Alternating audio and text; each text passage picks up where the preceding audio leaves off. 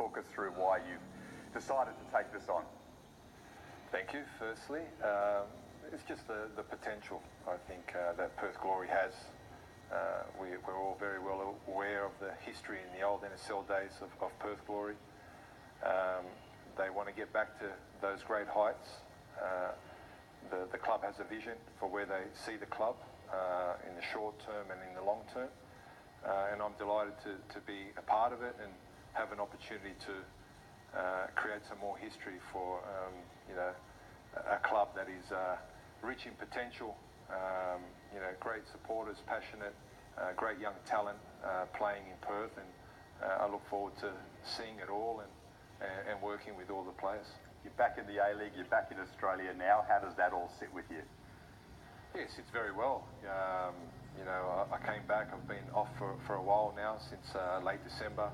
I'm refreshed. I was always hopeful of getting an opportunity, with a club with a vision and a project. I didn't believe it would be Perth maybe a few weeks ago, but in the last 72 hours, things have certainly changed and changed drastically. And now I'm just excited by the challenge, and we're not under any illusions here. We know there's a lot of hard work ahead, but now it will all start, and look forward to it. What's your perception of Perth being from the outside? How has it changed now that you're taking over such an important role? I think in a lot of respects it's the same. You always looked at Perth as, the potential there is that club could be huge. It's always a tough trip going to Perth in terms of the travel, the logistics, trying to get results there. But it's one that you always know that, if they can get it right, a huge supporter base they have over there, that they could regularly fill stadiums and host many big matches. And hopefully now we can start that journey to be able to create that. You left Western Sydney because you wanted a challenge abroad. Have you almost parked that for now, taking on the challenge with Perth? How does that sit with you?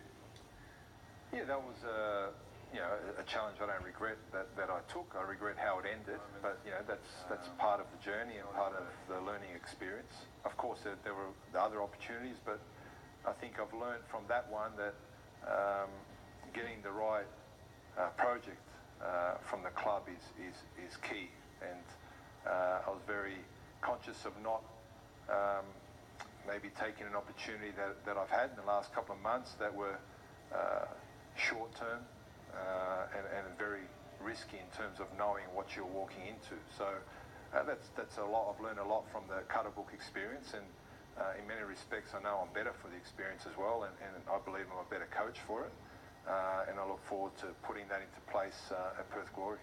Do you have a clause to go abroad should another offer come your way from overseas? No, I didn't look for that. We've agreed terms. I haven't officially signed, which I plan to do next week when I get an opportunity to go to Perth, and that was never discussed. My plan is to be there for the 3 years contract, and then we'll see where that takes us after that.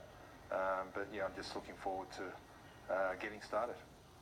We look at Perth from the 90s, and they were a juggernaut, as you said. I mean, is that your vision, to get this club back to those lofty heights? Of course, that's the aim, and that's the clear aim of the owner, Tony Sage, and that's the vision he has, and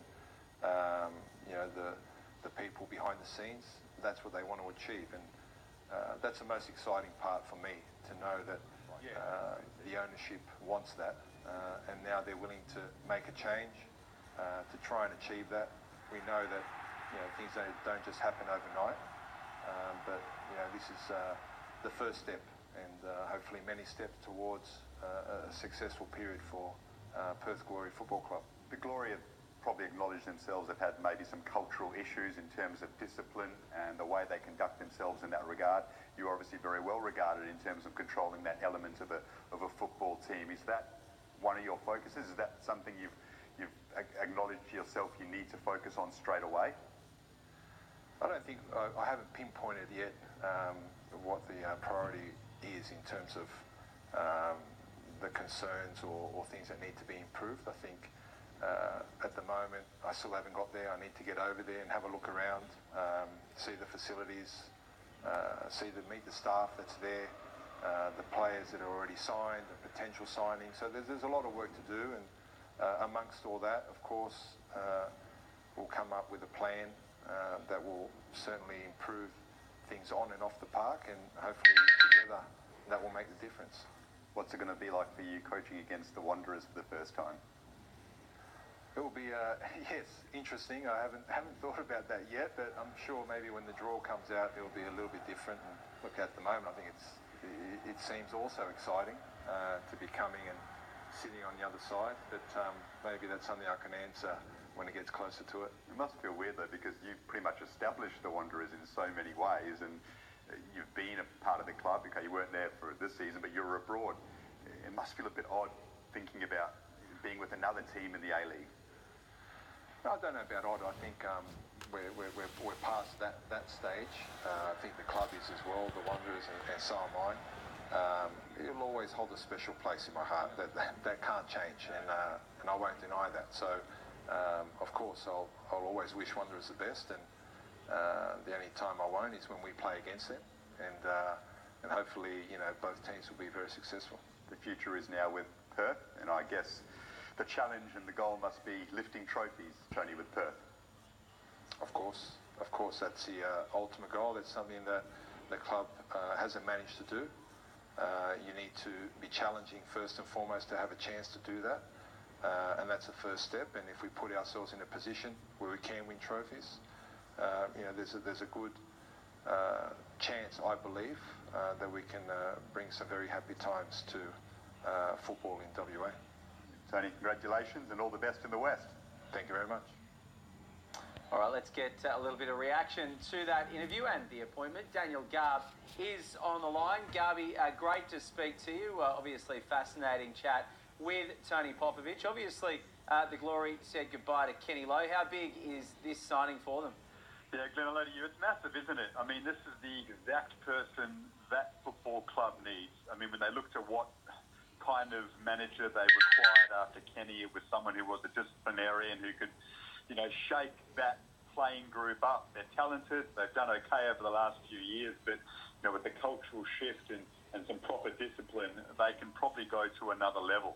And Tony Popovic is the best man in Australian football, without a doubt, to get them to that level. What he did with the Wanderers and the way he implemented a culture in that football club, took them to the top of Asia.